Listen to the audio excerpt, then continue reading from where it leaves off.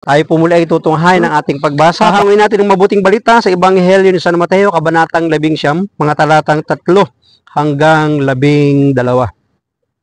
Noong panahong iyon, may mga Parisiyong lumapit kay Jesus at tinangkang siluin siya sa pamamagitan ng tanong na ito. Naaayon ba sa kautusan na hiwalayan ng lalaki ang kanyang asawa sa kahit anong kadahilanan? Sumagot si Jesus, hindi pa ba ninyo nababasa? Sa kasulatan na sa pasimula ay nilalang sila ng may kapal, lalaki at babae. At sinabi, dahil dito iiwan ng lalaki ang kanyang ama't ina at magsasama sila ng kanyang asawa, at sila ay magiging isa. Kaya't hindi na sila dalawa kundi iisa. Ang pinagsama ng Diyos ay huwag paghiwalayin ng tao. Tinanong siya ng mga Parisiyo, bakit iniutos ni Moises na bigyan ng lalaki ang kanyang asawa ng kasulatan sa paghihiwalay bago hiwalayan iyon? Sumagot si Jesus, dahil sa katigasan ng inyong ulo, ay pinahintulot ni Moises na hiwalayan ninyo ang inyong asawa. Subalit hindi gayon sa pasimula. Pagpalain po ng Diyos ang pagkabasa ng kanyang mabuting balita. Hindi na sila dalawa kundi isa. Ang pinagsama ng Diyos ay huwag paghiwalayin ng tao. Ito'y utos mismo ng Diyos, ngunit binago ng tao.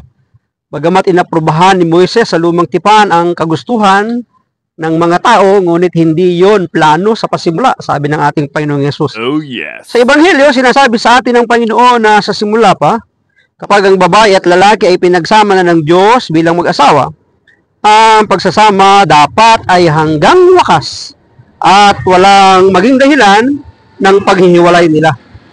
Ang ibig sabihin, hindi payag ang Diyos sa diborsyo o sa paghihiwalay. Kaya't isang mahalagang paanyaya sa atin na talagang maging seryoso sa buhay, pag-aasawa, at mahalagang hindi minamadali ito. Isang realidad na hindi madali ang buhay pag-aasawa.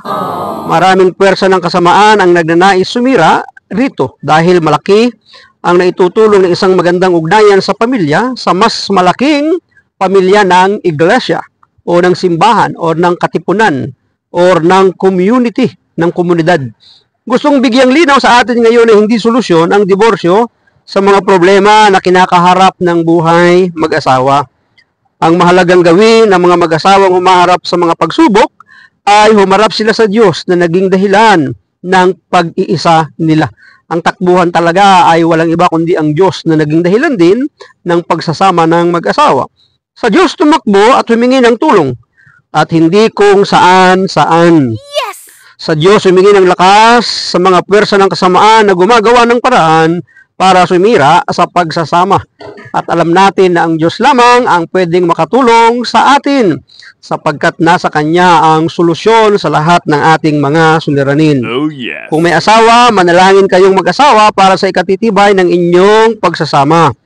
Ipanalangin din ang mga kakilalang may kinakaharap na problema sa buhay, pamilya nila.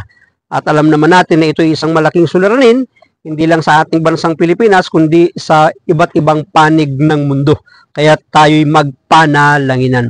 Maraming salamat at pagpalain tayo palagi ng ating Panginoon, ang akin lamang palaging sambit. I love you with the love of the Lord. Bye-bye and bye-bye.